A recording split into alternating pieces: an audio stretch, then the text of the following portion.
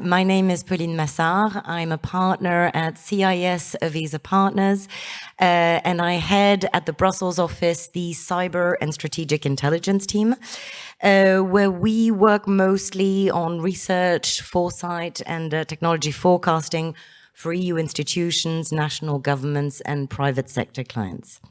It's my great pleasure to welcome you to this roundtable. We'll focus on the human and the societal challenges that institutions face in building up their cyber capabilities. Now, of course, recruitment issues are very far from a new topic in cyber. Of course, the FIC has long been an exchange platform between recruiters and potential candidates. But I don't quite think we've got a solution yet, and I'll quickly turn to my panel to ask them that question. First, to say that however difficult the recruitment challenge is for private sector organizations, both large and small, I think the issue is really compounded for the public sector, be it national cybersecurity agencies or military cyber commands. First, it's really a numbers issue. I mean, we have a dire lack of technical profiles on the one hand, and a deeply unequal playing field in terms of salaries or other economic incentives on the other. I think it's probably also a question of motivation of young people to work for the government, whether military or civilian. And last but not least, it's an issue of specific needs of military and civilian, national and international cybersecurity actors. So I'm delighted to be joined today by a fantastic panel. I have to my right Mario Beccia, who's Deputy Chief Information Officer at NATO. To my left, I have Colonel Radek Haratek, who is Head of Operations at the Czech Cyber Command. To my very right, Dan Cimpean, who is the Director of Romania's Cybersecurity Agency. And last but not least, to my left, Henri Schrick, who was until recently France's military representative to the EU and NATO. So, Mario, I'm going to turn to you first. So, as I said, you're the Deputy CIO of NATO, which is a still relatively new office, I believe. Could you tell us a little bit about your office's mission, its objectives, and how you are tackling the capability needs to achieve these objectives? Among other things, how are you going about actually manning your office? And perhaps more generally, how's NATO approaching the issue of recruitment of what I would largely call cyber people? Thank you very much, Pauline, for the question. Ladies and gentlemen, good afternoon. My name is Mario Beccia, as Pauline was introducing. And there will be a lot of things to say and explain in answering these questions. So let me start by trying to clarify a few concepts with NATO. At first, when we think about NATO, all of us think about the 31 nations that compose the alliance. NATO is a defense organization that is intended to protect the safety and security of 1 billion people on this planet. This is the common value that the 31 nations share, and the reason why NATO as an organization has been created. And by the way, this week we are celebrating the 74th anniversary of the creation of the organization.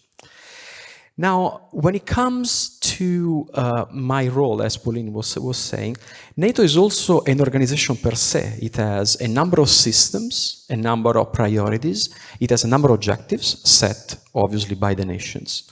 And this is what we call NATO as an enterprise, NATO as an organization. The enterprise has a number of similarities when it comes to cybersecurity to many organizations, commercial, government, profit and non-profit that you are used to see in the wild. When it comes to cybersecurity, well, in NATO we usually try to split the problem into 3 spheres. The first one is the political sphere. For us, cyber defense and cybersecurity are political issues. There's a huge political significance. I don't have to tell you how important this became with the recent unjustified invasion of Ukraine by Russia. Right? There is a political significance now in anything that gets done in cyberspace, any action and reaction that you observe there. The second sphere for cyber defense and cybersecurity is what we call the military sphere. NATO recognized cyberspace as a military domain of operation in 2016. What this means is that we recognize that cyberspace is a dimension where military objectives can be achieved. And so we need to build up the capabilities, the skills, the knowledge, the processes, the doctrine that is needed to do this. The third element is the technology element. Well, just outside of that door here, we have plenty of stands and plenty of companies that are presenting very interesting technologies and techniques and products. And this is what this part of the organization is really focusing on. What is the technology that we need? What are the processes that we need to run? So if you look at this, my office has been created to provide a strategic direction to this ecosystem. So our role, we are the single point of authority for cybersecurity in the organization. Our role is really to look at how each component in the house is working, what are the processes, what are the objectives, align them with the ambition that comes from the nations, and give strategic direction to the whole family. That is, in 3 words, what our office is supposed to do. Of course, on top of this, we have some more operational functions. We are the top-level incident managers for the organization. Whenever there is a large incident that covers and spans across the boundaries of nations or the small entities inside the organization, this is where my team kicks in and does the coordination and the addressing of that. We also handle and manage the risk of the enterprise ICT systems. So we look at how new threats, new things, new technologies, obsolescence, skill shortage is impacting the organization every day, and we try to determine how to move forward. So this is in a little bit the mission that we have and the way we work. Pauline mentioned the skills shortage. Well, our office was created in 2020, and we were just 3 people at the time. Today we are approximately 40, and we hope to be approximately 100 next year. Now, these numbers may seem insignificant. In NATO words, hiring 30 people in 1 year is a huge achievement. We have long processes. This is one of the issues that I wanted to mention. Government organizations usually have very long and convoluted processes for hiring. In our world, it takes between 18 and 36 months from the moment you have the job description to the moment the new guy sits at his desk for the first time. 18 months to 36. In 36 months, the world has changed 3 times. The world of cybersecurity. Can you imagine that? How complicated this is? The second problem that I will mention is the fact that NATO, just like many of your organizations, we all fish from the same pond of water. We all fish from the same market. The same cybersecurity market is supposed to feed the needs of defense, financial, healthcare, and all the sectors that we know. There is a huge competition. We have people who come, stay on board for a few months, and then get an offer that is double as much than what we can ever offer them. So how do we do this? Well, it all goes back to our mission. Our mission, again, is to ensure safety and security of 1 billion people on the planet. And this is one of the strongest values, one of the biggest missions that these people can get from the market. Usually people come work with us, not because of the money, but because of the peculiarity of the challenge. NATO networks receive the attention of all possible threat actors that you can imagine. All of them are interested in our business. On the other hand, we have a very challenging and very motivating mission. These are the arguments that usually attract people in our environment. Nevertheless, one of the big mind shifts that I wanted to put on the table is we are used to hire people and try to do whatever is possible to keep them in-house.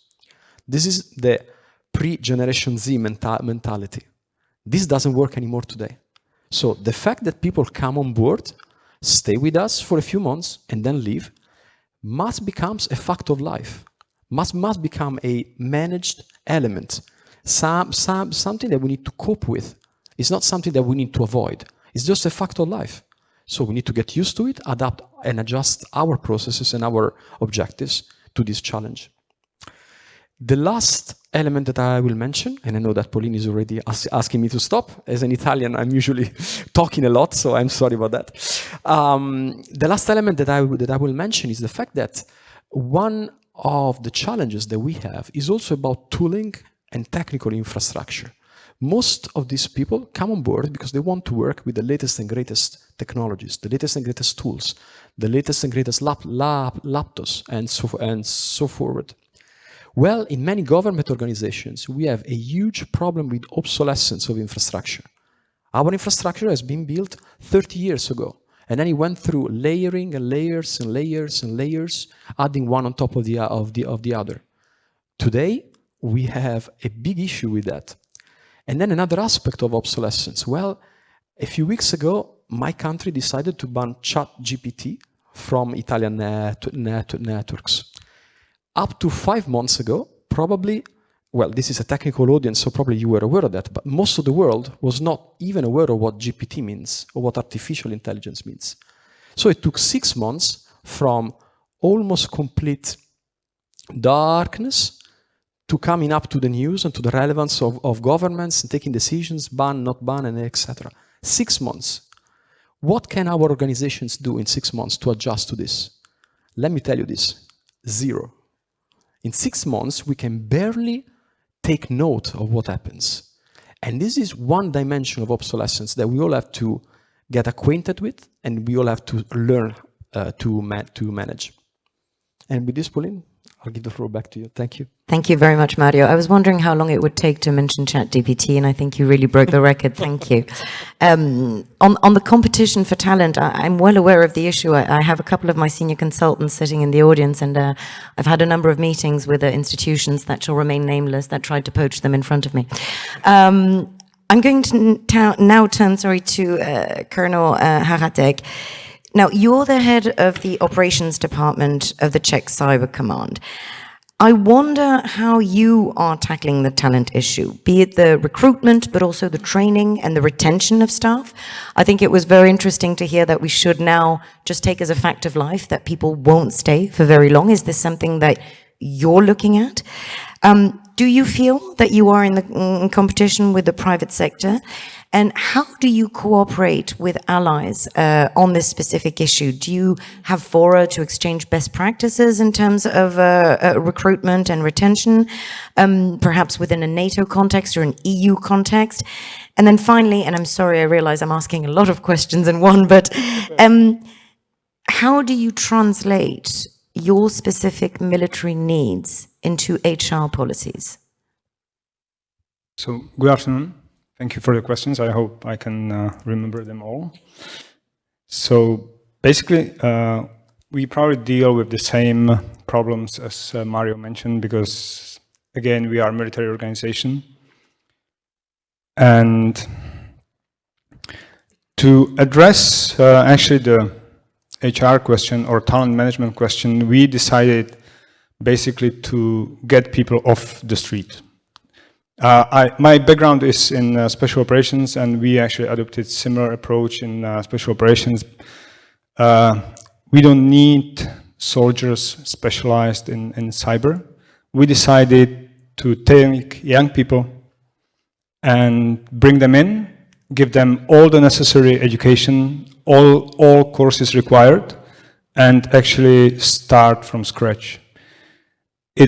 It seems it's much easier actually to address those young people, especially those who haven't decided yet, or they don't have any specialties, they don't have offers from private sector. On the other hand, we understand these people won't stay long. It's exactly young generation, it's not our generation of military personnel that actually came to military estate almost for lifelong. So we give them 3 to 5 years, actually, they can stay and they can decide if they want to leave or they want to become professional soldiers. What we struggle with is actually, as they join military as civilians, they don't have the overview, they don't have the military aspect of cyber operations. And now we face a challenge. Do we start with technical skills? Do we start teaching them actually what they need for their job? Or we give them also the military skills?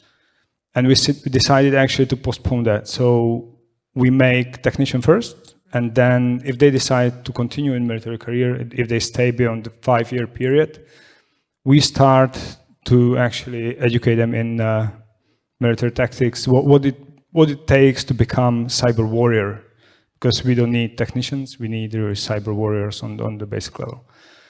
And we hope actually this approach will pay off in a couple of years when these people get to more senior positions and they start to grow. In relation with actually other actors, if I still have time. Yes, we try to approach, and we are approached on the NATO level by different countries, by actually other partners, and we try to cooperate mainly locally with our civilian agency, the Cyber and Security Agency in Czech Republic. So we share actually the courses, because many of them are not actually very cheap, you know, but they have spare spaces in the courses. So we actually pool the education that comes from NATO as well, sharing and pooling. So we try to manage it this way. I will stop with this, and yeah. Fantastic. I'll be really interested in if perhaps during the debate afterwards you can give us a sense of what these candidates who are now receiving, who are those young people off the street, I quite like the expression, how they're reacting to having had this training and to their initial time on the job. I think that would be very interesting to hear. I'm going to turn now to Dan Cimpean. You head the National Cybersecurity Directorate of Romania. Now, obviously, you had a civilian rather than a military organization, but I would imagine there are some similarities. I mean, obviously, a fast-growing scope, increasing needs and demand for your services, and at the risk of repeating myself, tough competition on the job market. Does Romania have a specific approach to this? Is there, for instance, a whole-of-government approach? I mean, we heard from Colonel Haratek that he was cooperating with civilian agencies. Is that the case with you too? And are there perhaps any specific initiatives that you'd like to share with us, perhaps that could give an idea to others of what could be done? Thank you so much. So, because we are talking about competition and the fact that we kind of compete within ourselves, I mean, governmental bodies and the private sector. Let me share with you some real competition in Romania. So about 1 year ago, Romanian government created the Romanian Cyber Directorate, which is a civilian agency. By law, 1,250 staff members. So that's some serious figure. Of course, the first reaction is, oops, where are we going to get this talent? Because we already have problems right now to attract and to retain and to motivate and so on. So conclusion is definitely we need to avoid cannibalization. We need to avoid moving people around, moving experts around. Definitely we need a lot of more talent and resources. So cybersecurity, when it comes to human resources, it's a domain where the numbers, the figures matter. It's not only skills and talent and motivation, it's also volume. So let's not be naive, and let's acknowledge that we need to find ways to get thousands and thousands and thousands of more graduates every year. We need thousands of specialists trained and recycled in order to get the skills we actually need. Honestly, when I was walking around at FIC these days, yesterday and today, I was like, oops, we all want the same. Everyone on the floor, all those companies, all those agencies, we want the best and the brightest. We want experts, we want people that we can activate like that in 1 minute, in 1 hour, in 1 day. People that are highly flexible, highly mobile, not only in the place where they work and where they activate, but also in the domain they cover. So they can change and shift focus and specialties depending on the new technologies. And we saw these days here, my goodness, these organizations, these companies are producing new technologies and new solutions at a speed that is incredible compared with 3 years ago, 5 years ago, 10 years ago. So we see a complete new dynamic. So to wrap up on your question, in Romania, we take a kind of all-inclusive approach. We believe it's building the necessary cybersecurity skills at national level and the skills that we have to have available to contribute to the European Union, to NATO, to all our international commitments. This takes intensive effort from all competent governmental authorities, from the industry and from the academic sector. There is no other way to succeed, to build this pool of talent that we all need, except if we closely and strongly cooperate. And one last example, I should not say that because I'm representing a governmental authority, but we should stop being hesitant in discussing very openly about the skills we need. We have discussions with colleagues from one agency or another, civilian or law enforcement or military or intelligence or you name it, or business as well. Everyone is kind of hesitating to speak out and say, hey, in the next 5 years, I need this kind of profiles. I need this kind of skills. Why? Because of strategy, confidentiality. We don't want to really disclose what's going on. My view, my personal view is that, first of all, when it comes to talent, we should not hesitate, speak out and work together to build this pool of talent so we can select the best and brightest. And also, let's not be naive. No one can predict what will happen in 3 years. As you said, in 3 years, the world changes 20 times. So when it comes to the resources, the human resources in particular, this is the most important asset in cybersecurity, in cyber defense. And honestly, we should have probably 10 times more available than whatever we plan and what we think today, if we want to be successful. Thank you very much, Dan. I think I'll want to come back at some point to your various organizations' cooperation with the education ecosystem, universities, but of course, probably school. But before that, I'm going to turn now to Henri Schrick, who was until recently France's military representative to the EU and NATO. So, Henri, you have a unique perspective because, of course, you've seen it all from the inside, at national level in France, but also in EU circles and within the NATO framework. So my question to you is really, who's really leading the game in terms of the talent race today, but also who should be leading it? And perhaps if you can give us a sense of what are the key challenges or obstacles that you've observed in your various roles. Merci Pauline. Thank you very much. I'm going to speak in French. Suffisamment lentement pour que l'interprétariat se fasse. I'm going to help the interpreters. Thank you very much. Yes, Mario just scared us a little bit. Yes, but he talked about really the very critical matter, the capability of adaptation of our organizations. These organizations are responsible towards the citizens about the collective capability of responding in the cyber field. I think this is somehow new in this field.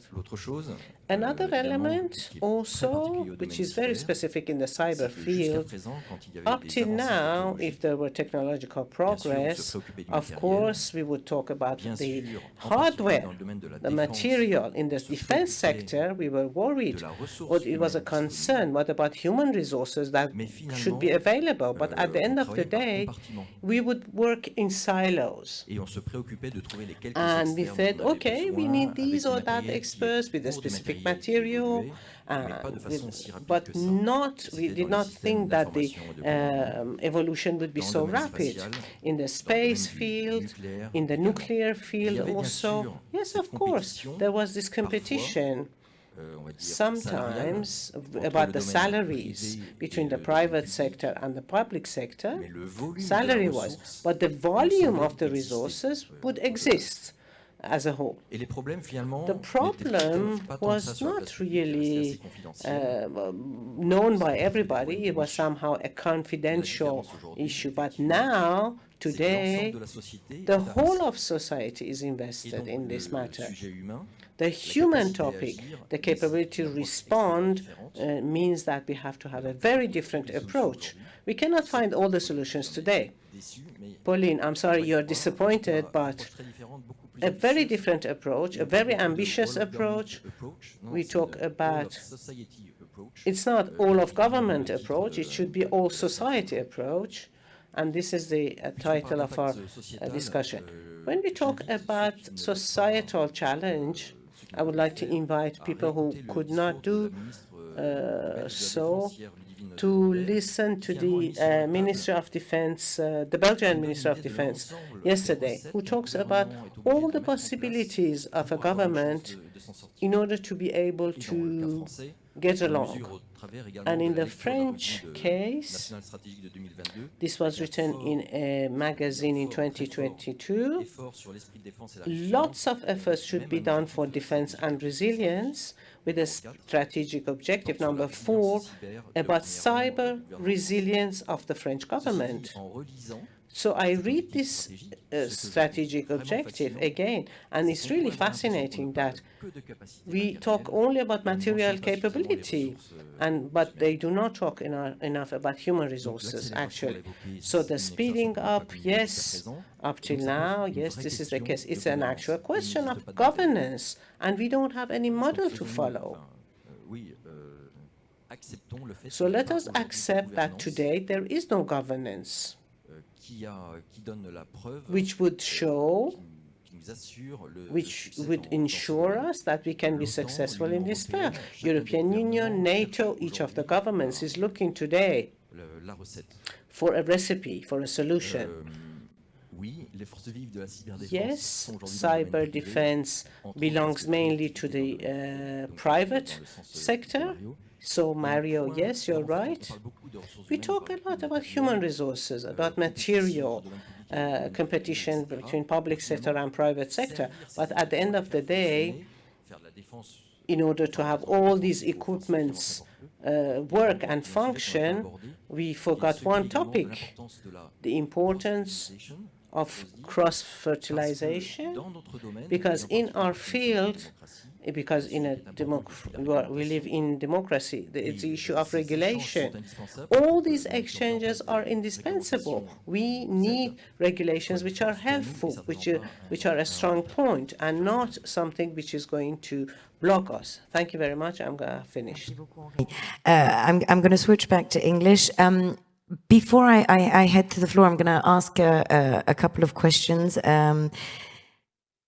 So really, at least Colonel Haratek and Mario, you've been really advocating a brand new paradigm of just accepting that, oh God, I'm going to sound old now, that today's young people will not stay with an organization for very long. I mean, clearly the model of entering a company and staying there your whole life has changed. The same is now true for both the military and other government organizations. But I wonder what impact that new model will have on operations, on continuity, and as a result on resilience, number one. Number two, does this mean that as a result we need an army of recruiters? I mean, it's going to become more than a full-time job to keep replacing these people. And then my second question that I'm really going to put to you all is, how far are your different organizations working with the educational system? I mean, obviously universities are one thing, but are we not too late if we come to universities? Is it not time? I mean, I always take this example. I find it so shocking. I have children who are 9 and 10 years old. They don't know what cybersecurity is. They don't have coding classes in school. There is nothing. Is that not a very serious issue? And what can we do about it? Where can your organizations come in terms of building awareness and thus ensuring your own pipeline further down the line? Dan, I'm perhaps going to start with you. Thank you. Thank you so much for the question. Definitely, we need to build a pipeline of experts for the next 5, 10, 20 years looking at what we know today and the situation of today. And I truly believe we need to definitely completely think out of the box and try to address this challenge that is exceptional in magnitude, in complexity, with truly exceptional and out-of-the-box solutions. To give a very simple example, very tiny one, what we are ready to do in Romania, we really want to reach out, of course, to universities, to education system, and push cyber basic skills and knowledge to ages as young as possible. But we want also to solve a bit, or to try to address the problem of fast rotation of experts. We want to really work together with the industry. So we are ready, for example, to give contracts to high potential, talented young people in partnership with the industry, to have young, talented, exceptionally people, cyber professionals that work part-time for the government, part-time for the industry. And this way, from the very beginning of their career, they start understanding both worlds, and sooner or later in their career, they can make this shift back and forth much easier. Because that's the type of culture of working, and not only skills and motivation and hours spent during the day, is the type of mindset that we need in cybersecurity. People that can shift easily between public sector, private sector, academia, and so on. And we have to use all the ways, all the crazy idea we can imagine in order to make this happen. And we need to do it, to start somewhere, and then expand, and have these in thousands at the level of each country, ideally, in order to be able to address properly the challenge in 10 years, 20 years, 30 years. Otherwise, the young generation of today will look at us and say, hey, you haven't done your job, you failed it in 2023 or 2024. So honestly, I'm worried about this, and I really want to really put in place any crazy idea we can just to try to address the issue. We don't know whether we'll fix it or not, but I honestly believe we should try everything that we can. Thanks so much. Any crazy ideas from the Czech Republic? So far, I don't have any crazy ideas, but I wanted to address actually one part of your question, and that's what happens to the people that actually rotate in and out. And we are quite happy to release them to the industry, to the private sector, because it's the resilience that we are building. And Henri, you mentioned it, it's a whole of society approach. So if the military loses those people, actually, they don't disappear. They still remain in cybersecurity business. They still remain working for private industry. They build the critical infrastructure, and that's part of our societal resilience. And we don't have any problem with this. On the other hand, part of those people actually remain in our reserves. So they participate in military as a reserve. There is a small challenge to it, and that's time of war. So we don't expect war in short time in Europe, hopefully. But if the wartime comes, actually, they have to decide where they work.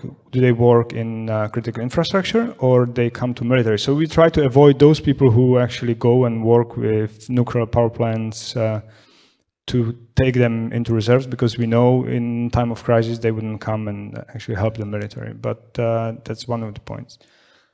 In terms of education, we try to build our own programs. So our National Defense University, they have cybersecurity program. They don't produce too many graduates because, again, it's a military program. If you join military, you usually join military for other and more interesting stuff, right? You want the adventure. But yeah, we still get for our needs about 11, 12 graduates per year. The problem with those programs is they're quite rigid. And you said, you know, the time and the world changes every 3 years. So we need to really look at changes to the program. The program needs to change periodically, constantly, actually, and adjust to the new challenges that are coming. I see. Martin, I'm going to let you pick up on perhaps some of their points in addition to my questions. Sure, thank you. Let me try to offer three different thoughts at three different levels on this problem. At first, as Henri was saying, I mean, this clearly is a whole of society approach. Is something that needs a whole of society approach. Let me give you an example of the entity and the scope that this change should cover. As you probably understand, I'm not exactly from Generation Z. I'm slightly older than that. In my generation, the education that I received was really oriented towards a certain professionality.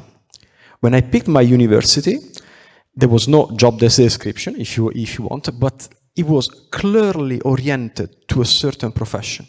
So my generation was studying to become a physician, a doctor, an expert of physics, a journalist, a lawyer, or whatever. In today's world, we cannot afford to do that, simply because if you start entering today the education system, and so you are looking at spending between 5 and 15 years, depending on the type of education you take, we simply don't know what are going to be the jobs in 5 to 10 years from now. We don't know what professionalities are going to be sought after. We don't know exactly the difference that we're going to have between a lawyer, a journalist, a physician, or whatever. So the type of education that we need to start working on really has to focus on another approach. The approach has to focus on how do I manage information? How do I look, seek, understand, and what is the tools and the mindset that I need to use to have a critical approach to this information. Another big area is, in my generation, one of the big values was I start my profession in a certain job and I need to keep my job for as long as possible. Today, job flexibility has to be embedded in education. Our kids need to know and need to understand how to work in an environment where they change their jobs every 3 years or every 2 years. That is the kind of perspective that they have today. So we cannot feed them with an education system that is still built for 15, 20, 30 years careers in the same place. It just doesn't, the world is different today. So this is one element that probably from a society perspective, we all have to work on, we as government leaders, I mean. Another big element that I think is very important is when it comes to education that is needed specifically for an organization, well, there are some areas, and cybersecurity is definitely one of those, that have to be transversal to any position, to any job function that you have. NATO cannot afford anymore to have people who are in a certain function and have no clue about the main and the basic essential cybersecurity awareness elements. So this is one of the reasons, for instance, that one of the programs that we are following is how do we inject cybersecurity in all possible training programs we have. It doesn't matter if you're following a course for a petty officer, for a military analyst, or you're following a course for, I don't know, for a command and control system. It doesn't matter. You need to have a baseline of knowledge that is necessary to be a good citizen of the organization. The third element that I will offer on this is mostly in the individual sphere. All of us, we all have ambitions, we all have needs, we all have objectives. One of the things that we need to consider is that these objectives should take into account that the world is changing every year or every 2 years. We cannot pretend anymore as individuals that we need to have that type of contract, that type of security, that type of geographical location. All of these things are becoming, I don't want to say irrelevant, but much less relevant. From an individual perspective, what matters is the values of the organization that you are joining. So what kind of values do you want to see reflected in the ecosystem of the organization that you work in? This is what really matters for each individual that is looking for a job today. Pauline. Thanks very much. I'd go further than what you said earlier, which is that actually all good citizens should be able to have that minimum cybersecurity awareness. And I think that the sector as a whole still suffers from a very bad image. People are still afraid of technology. They consider it not their remit, not their problem, not their issue. It's a bit like just turning on the tap and wanting hot water, but not wanting to know where the hot water comes from. The problem is these days our lives are increasingly digital, and if we are to increase our resilience, we need that awareness. Henri, I know that you're very involved in education. What are your views on that particular area? Where can we increase the bridges really with that ecosystem? Oui, en fait, moi je retiens que nous sommes donc tous acteurs. So I would say that we are all stakeholders in this topic. Of course, this seems pretty obvious, but there are two kinds of stakeholders. You have, on the one hand, the experts, the one that are in charge, and on the other hand, the one you have to educate, you have to train. And I'm quite optimistic. Why? First, because we need to be optimistic, but also because if you look closely, there are many things happening right now. First of all, we see a certain number of European experts coming back from the GAFAs, from the Big Five, to Europe. Why? Because they want to defend democracy. It might seem a bit pedantic to say so, but I've met these people, and that's why they say they want to defend democracy. So they come back to the private sector, I have to admit it, but to the private sector in Europe. So what I like from that is that these people are maybe less attracted to the Silicon Valley right now, and they think it's interesting also to work in Europe. And so I think it's a major change. It's very important. So we see experts coming back, leading figures coming back. And this can also raise interest for all the governments, international organizations, NGOs. They can work for all of these organizations because it's not only about the hardware. We need the minds. We need the curiosity of all these experts and the people in general. So that was the first thing I wanted to mention that was quite positive. Secondly, I see a lot of efforts being done in education. It's a bit late, but it's done. Lancy talked this morning, and I see that there's a lot of information available online. So yes, we have to do the effort to go there, to go online and look for the information. So yes, it's still a work to be done, but there is something available now. So it's positive too. And finally, I like to take the example of Ukraine. Why? Okay, Ukraine is living in a dramatic situation, but let's come back to the digital transformation in Ukraine. It started in 2016. This allowed the people there and the state to be very resilient. They were underestimated, and they had really this will, the government had the will to educate the entire society, the entire people to cybersecurity, and now they are very resilient. So let's learn the lessons from that, and maybe we should impose education on this topic. Yes, maybe ideally, when we will be, instead of saying when we will be thinking about education, we should say we should think right now about education. Can I get a quick heads up of how many questions there are? If you can raise your hands. I have one here. One in the middle, and merci. So 1, 2. If we can get microphones, we're going to start with the gentleman in the front, please. Thank you. Anglais ou français pour les questions, tout va bien. Right there in the front, thank you.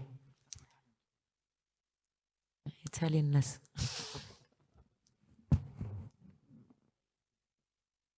in English. Well, thanks a lot.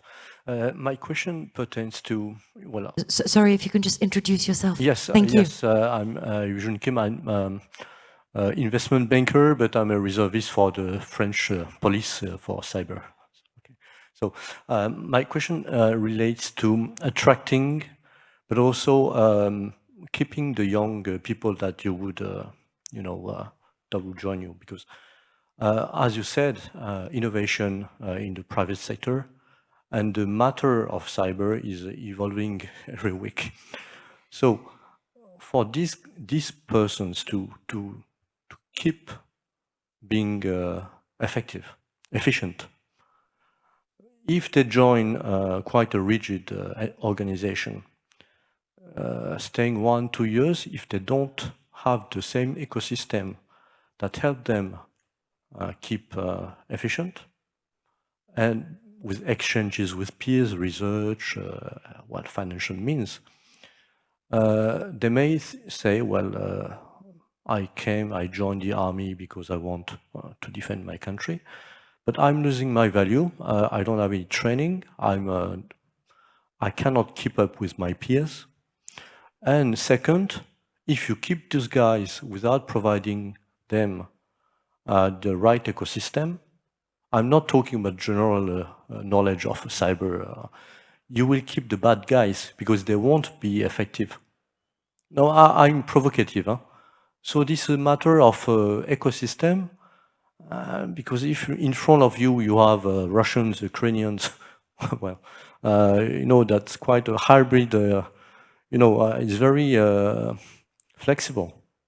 Young guys coming not from the army. So you see my point? I think that's one of the key issues. Thank you. Thank you so much. I'm going to take the second question right away, just for time purposes. So here are 2 questions already, and how do you ensure that young recruits are kept up to date with evolutions in the ecosystem? And then I suppose the second question was really, how do you sort the wheat from the chaff? Yep. Bonjour à tous. I'm George Bathurst. I'm a cybersecurity consultant. I advise the UK government and also volunteer for the police doing cybercrime investigations. One of the things the UK is doing is something called Secure by Design, where we're redefining cybersecurity and saying, actually, we have too many cybersecurity consultants, not too few, because if you reframe it as saying, actually, everybody is a cybersecurity person. So we're training up project managers to actually do cybersecurity at the beginning of their projects and understand it's their problem, not somebody's problem they hire. And so my question is, what do you think the chances are of this being adopted as a NATO-wide initiative so that we all agree actually on a better way of doing projects across Europe? Excellent question. Thank you very much. I'm going to change around the order. Henri, shall we start with you?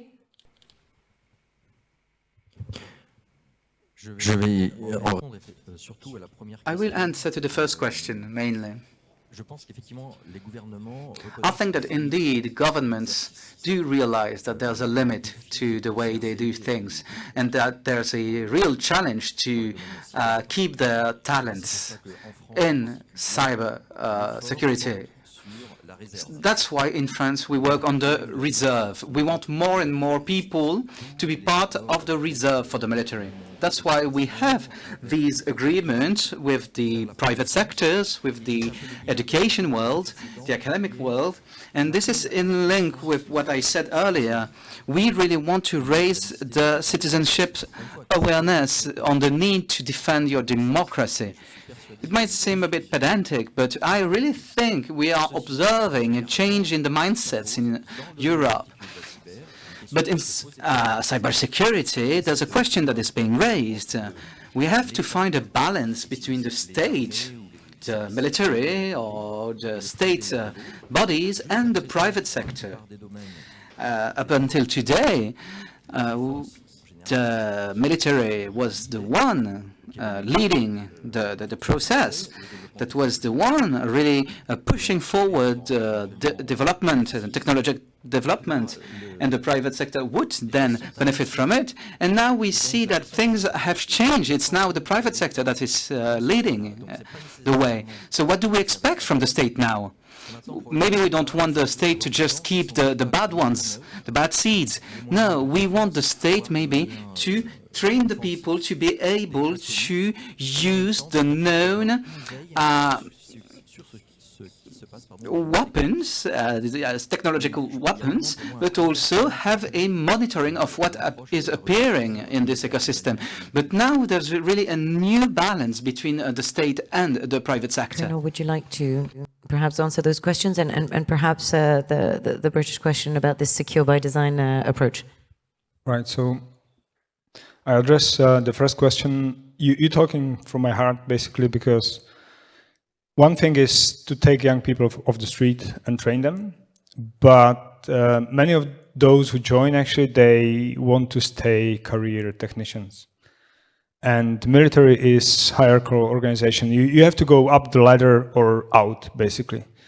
So it is really hard to maintain people in one job for even those 5 years, because there is a push, there is a need for promotion.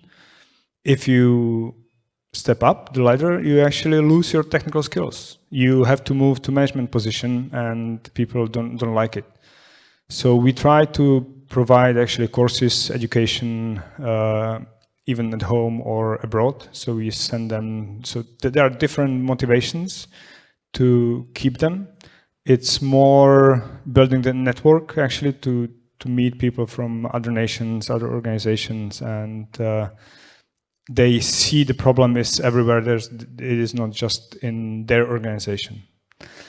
Of course, private sector moves much faster. They invest more money, but usually those who stay in the military, they're not doing it for money. And I think that was mentioned here several times. And sir, I really like your approach because, yeah, believe it or not, there are still people who start a project, and once the project is designed, they say, okay, now put cybersecurity on it. And we say, okay, so let's start over, right? We start the project from scratch, and basically we have to redesign it all to make it cyber secure. So the idea is really good. I think the managers need to understand it. Everyone needs to understand that whatever they start, whatever new project, if it is IT or new weapon these days, because it can be the military, Internet of Things, actually all weapons connected, sensors connected, there needs to be cyber security from the first point you actually start working on the project. And education for the leaders, actually for the managers in the military, for the generals, is one of the key aspects we need to address.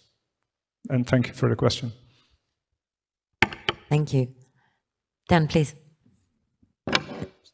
Let me chip in and bring my 5 cents of contribution. First, on the security by design. I think here we all have a challenge. It's the traditional challenge of shifting from reactive mode to proactive when it comes to cybersecurity. Let's stop thinking that we need to patch and we need to respond to incidents, and we have to shift slowly in the mindset that we have to do the things right from the very beginning. We have to be proactive, and so on and so on. And up to that moment, we'll still be in the same old paradigm. I mean, we'll have the same problems, and we'll not learn enough from them. Then I wanted to share with all of you something that happened to me this morning. This morning I got approached by one very young person, one very young gentleman that saw I have a green badge, so he thought I'm speaker, so I know everything. And he asked me whether I know any of the companies that can talk to him about a career called prompt engineer. I don't know if you are aware. He explained me immediately in 2 minutes what a prompt engineer is. Apparently, it's one person that knows how to discuss with ChatGPT and ask the right questions. So I told him, yeah, but do you realize this is a cybersecurity forum? Yeah, but this is what I'm interested, because you guys, you must have this somewhere. Of course, I was not able to tell him go there or there and talk to some guys, but made me thinking that we are really, really completely naive and not yet prepared for what's going on. I mean, right now, right here. Things are moving on and we are still thinking how to address this and how to address that, while the young generation that go exactly and very precisely where they want to get. And I'm afraid very much we as organizations, as ecosystems, we are not sexy enough and cool enough for them. And to wrap up on this point, we have to shift also from competing between organizations, so my organization with your organization, and thinking a bit how to make the entire ecosystem being better together and keep them in the Czech ecosystem or the French ecosystem or the EU or the NATO ecosystem, and make the entire ecosystem being cool and sexy. But we have to break a bit silos for this, to stop competing between us and work together on fixing the challenge. Because today, honestly, I want to be very honest with you, we are still working in silos. I want the best for my organization, for me. I don't think about you. As long as we still take decisions like this and things like that, we are going to have a challenge that will not fix that easy. And those guys will walk around asking for prompt engineer jobs. And I'm pretty sure no one, or at least no government, offered yet him a job on that. Thank you. Okay, so I'll go ask my colleagues to prepare a prompt engineer forum for next year. But to go back to your earlier point, though, about cooperating better, I wonder if that's, and working in silos and thinking I want the best and the brightest for my organization, is it because the penny still hasn't completely dropped that I'm only as strong as the lowest common denominator in the gang, and since the gang is now global, no, but truly, I wonder if it's very difficult to have that mind shift. On that note, sorry, Mario, over to you to answer those questions. Well, I think in brief, the answer to the last question is yes. It hasn't dropped yet. And I think that this is one of the biggest issues that we have, again, as defense and government leaders today. How do we enhance cooperation in all possible dimensions? It's cooperation between civil and military. This is a big topic that we are trying to work on and to change dramatically in the next years. It is cooperation between industry and government entities. This is a fundamental factor. Let's look at the lessons learned from the war in Ukraine, right? I mean, basically, most of the success of Ukraine as a country, I shouldn't say success, but most of the results that they were able to achieve, they were supported by industry partners. They were supported by preparation that happened in the previous years with industry partners. And then there is the third dimension, which is the one you were referring to, cooperation intergovernmental organizations. This is another fundamental problem that we need to solve. In many organizations, mine first, but then there are in any nation this is happening. There are several agencies, several small offices hiding somewhere on the territory that have a crucial role in protecting the critical infrastructure of the country, or in responding to an incident, or in understanding how a certain piece of malware was created. But we simply don't know about it, and we simply don't know how to reach this talent that is already present somewhere in the periphery of the organization. Another thing that I wanted to go back to was the question from the gentleman there in the audience on security by design. One of the things that is very near and dear to my heart is security by design is a fundamental principle, but then it has to be split in two components. I mean, whenever you run a project, you need several areas in which security, cybersecurity and security has to be embedded. One area, for instance, is the architecture. We cannot change the architecture of a system in an advanced stage, and yet today we keep designing systems without considering cybersecurity requirements. today we don't have yet a culture of baselining cybersecurity requirements, of saying this is the baseline. And it doesn't matter if it's a command and control system or if it is the one that you use to display the daily menu in your kitchenette. You need to have a set of baseline requirements. And by the way, the menu display for a kitchenette is a real example. It was a real incident that came to the news a while ago. So it's in open sources. So this is one dimension. Another dimension is the fact that any system before entering into production has to be accredited. It has to be reviewed, and its compliance has to be certified. This is how it works in any government organization, not only in defense. And this has to be considered from the beginning. You cannot arrive 5 years later after the fact and then say, okay, now we need to accredit it. It doesn't work like that. The third element is any system that embeds security, it also needs to have training for its operators. You cannot afford to design a system, implement it, acquire it, put it into production, and then your people don't know how to use it and don't know how to operate it securely.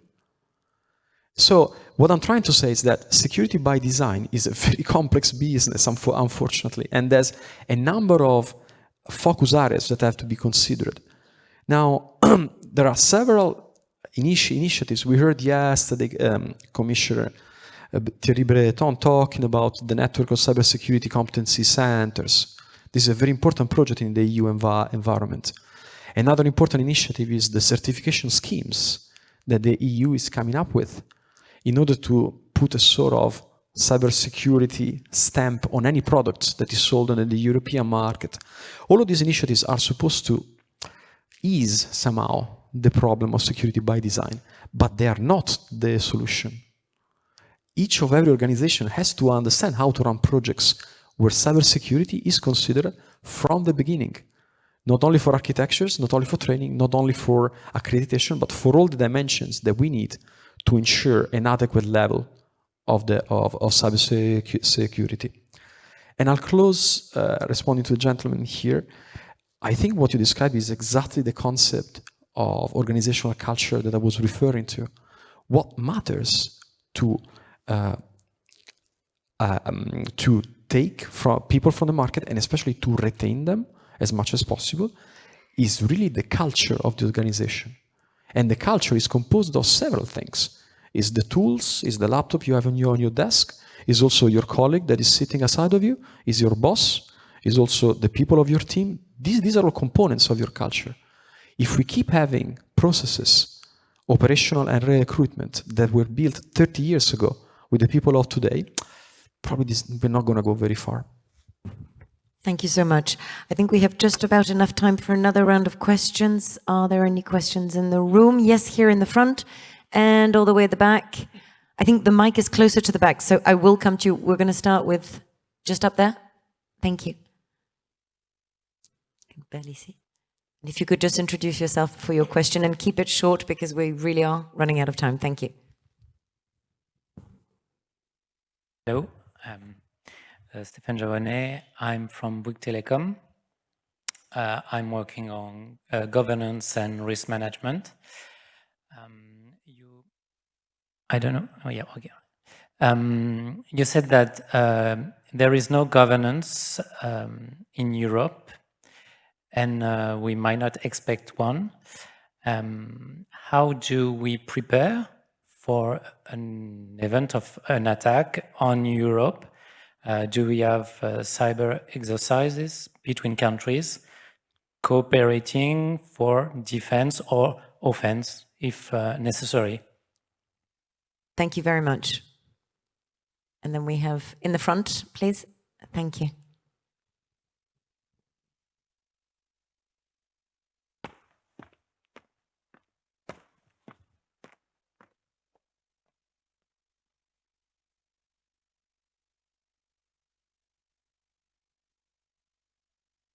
Hello, I'm Federica Marino. Sorry, I work as a political advisor at NATO. And so you all come from national and international organization, and you have all agreed that nowadays talent, it just you just cannot expect a person to be in the same career. Considering all your nation are strongly linked to multilateral organizations, in this case EU and NATO, do you think it's feasible to have a more streamlined process to facilitate the rotation of talents among nations and multilateral organizations? Or do you have any idea on how to facilitate this process? For example, NATO, we have the national contribution, national voluntary contribution, but this is just temporary personnel that is kind of landed from the nation to the organization. I'm wondering if there's like any other possibility for that, if you have any new idea. Could that be that? Thank you. Thanks so much, Federica. I'm going to add one of my questions very, very quickly. I also happen to, besides my day job, I'm also part of an organization called WISE, Women in International Security. I can't help but see that I'm one of not many women on the panel, and I am glad to see a few of you in the room, but there really aren't many. And I think if you walk on the shop floor, if I might call it that, there aren't many either. It seems to me that we're cutting ourselves off from half of the talent, number one. But diversity is about more than just gender diversity. It also seems oh so white in this exhibition. How do we reach out to make sure that our defense and security institutions represent the citizens that they serve? But we'll start with the other questions, of course. Henri, I think the first question was actually directed to you with the governance. Merci. Thank you. I believe that we have not said that there was no governance. We rather talked about the questions and the challenges. But there are challenges of governance to be met, and there are things which are being established. The question you raised is the issue of resilience, broadly speaking, and the issue of the very definition of accountability among states or between states and organizations. I even go further. To what extent the collective organizations should prescribe or should give incentives for resilience? To what extent are we ready to authorize the intrusion of NATO, the European Union, or any other organization into our own way of working? This is really an open question and extremely difficult to answer. Personally speaking, I'm against too much intrusion, too much prescription from these organizations, but the organizations should be capable of identifying very early the weak points of their own organizations, where we are talking about resilience and cyber dimension. We might ask the same question when we talk about capability development in the organizations. Should we give prescription or should we give incentives? About the talents, I don't know everything, but I really believe in cross-pollination between organizations. So it's a mindset about the management of human resources. And each state has their own culture. And the evolution is very, very slow in this field. Would you like to come in?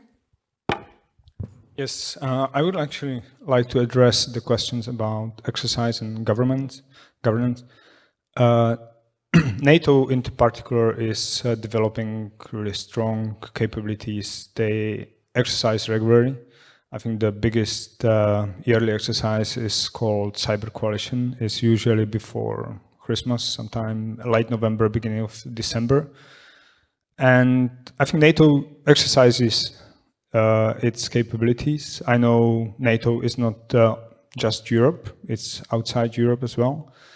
And the European Union military capabilities are, I would say, unfortunately, a bit behind NATO's capabilities. But yes, we do exercise our defense regularly. And it's not the only exercise. I think in the civilian area is lock shields, where the civilian companies, civilian institutions participate. In talent, it's really difficult for women, especially in cybersecurity, I mean on technical level.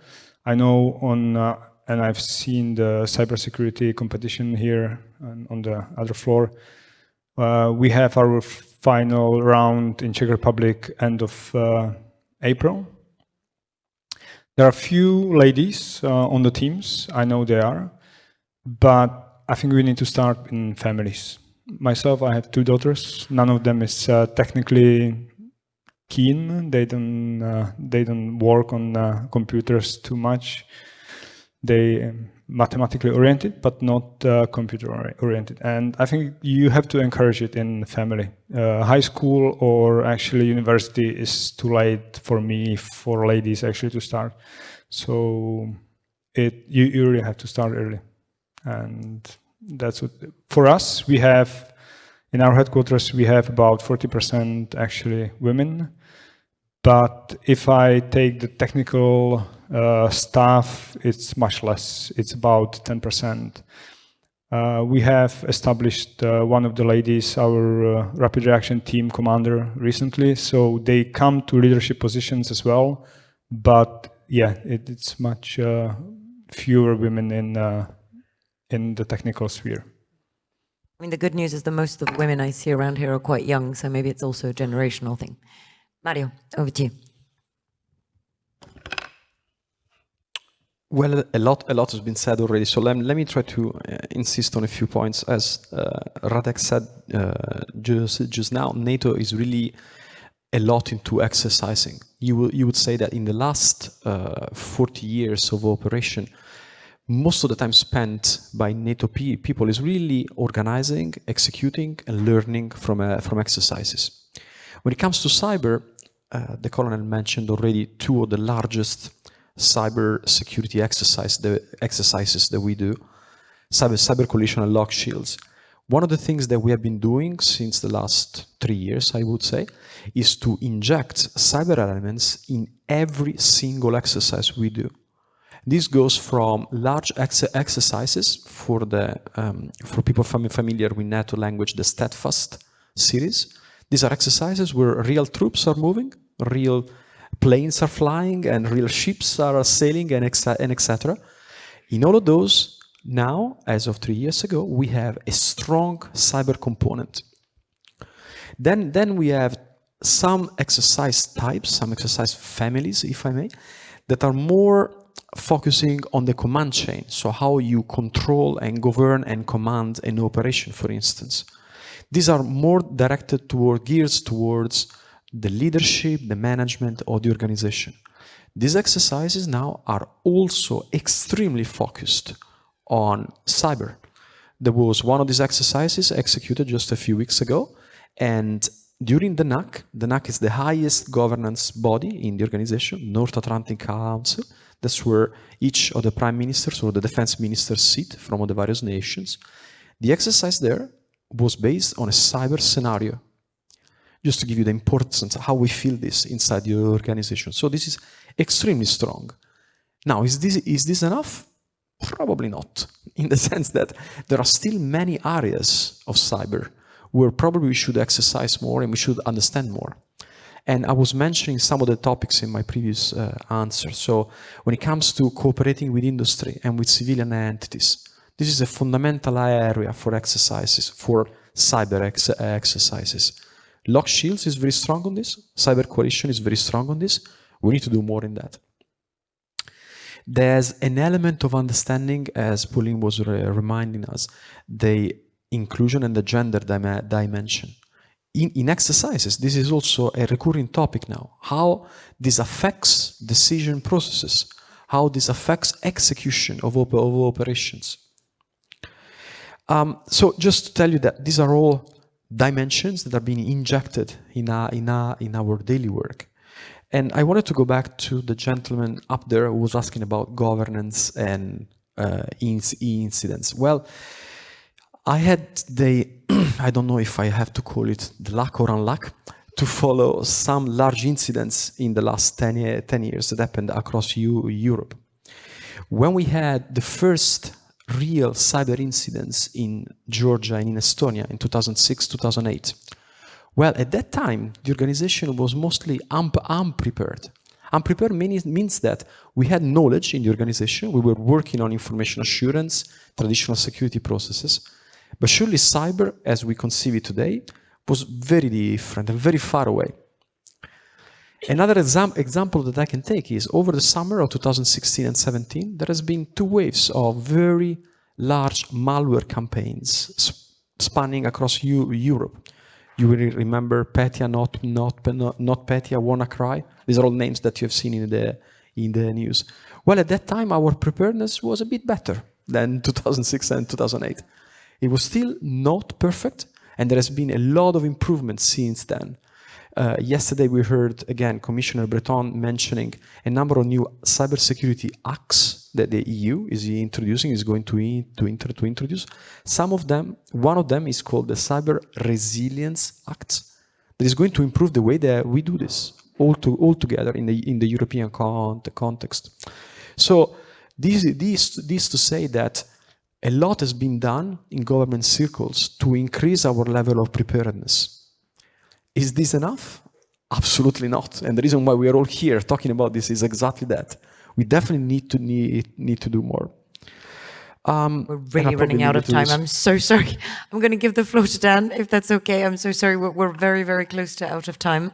Thank you so much. I will yes, be please. very brief, and I wanted to pick up on the question that you asked on ideas and what we are doing. I think just some thoughts I want to share with you. Cybersecurity, many organizations, they see it as a cost at this moment, honestly. But the most successful ones, and many of them are here at FIC, they don't see it as a cost, they see it as an investment and as a great opportunity.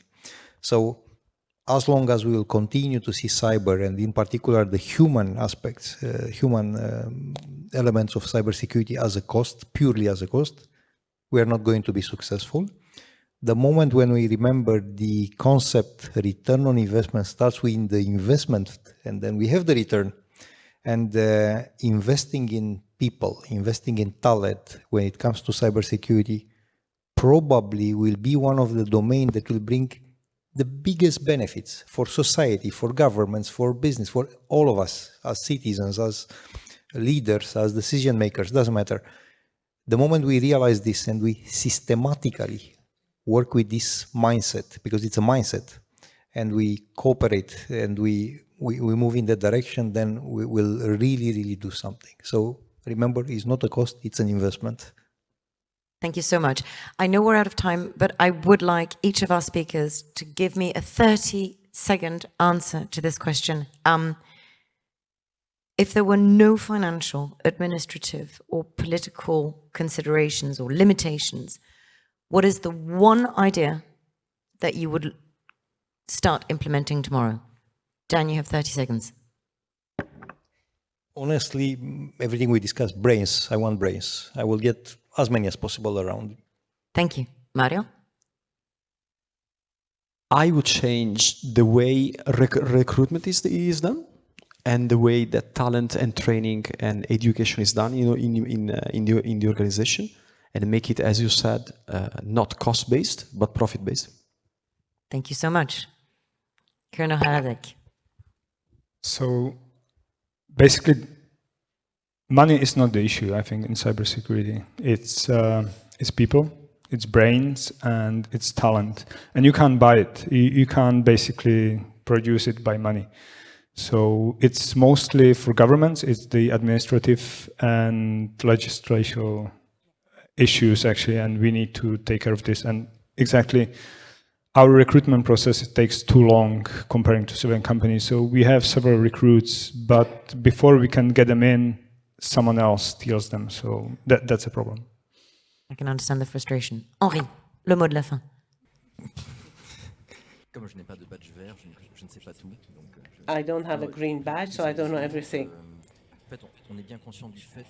We are aware that there are very many approaches. Up till now, there is a bottom-up approach, and the technology comes from very many different entities. What I wish is a more obvious involvement of governments and organizations to support the exercise in all the fields: recruitment, technology development, and